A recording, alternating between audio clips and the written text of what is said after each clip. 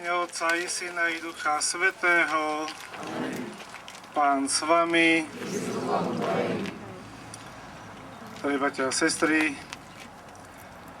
pán starosta, žiadny zbor, drahí bratia a sestry, prichádzame dnes na toto miesto, aby sme sa pomodlili krížovú cestu, ale v úvode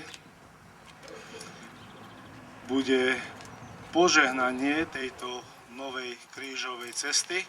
Tak ho má rád, Bože môj, prečo si ma opustil?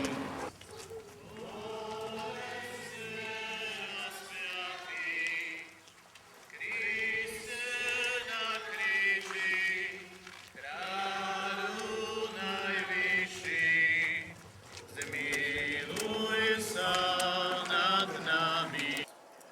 Nasleduje modlitba požehnania novej krížovej cesty. Modlíme sa. Bože Oče, Tvoj Syn sa vydal na smrť a vstal z mŕtvych, aby sme zomreli hriechu a žili pre spravodlivosť. Udeľ láskavou milosť svojho požehnania veriacim, ktorí si nábožne uctievajú tajomstva Kristovho umúčenia.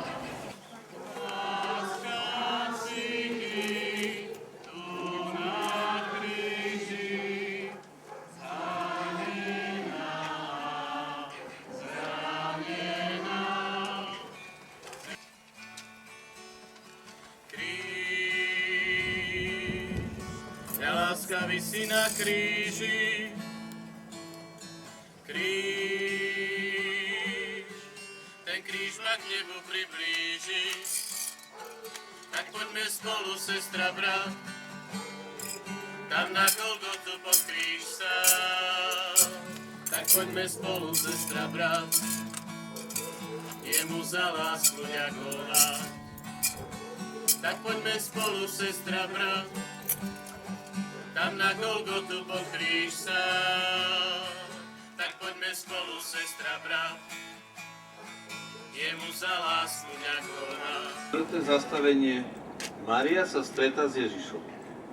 Kláňame sa ti, Kriste, a dobrorečíme ti.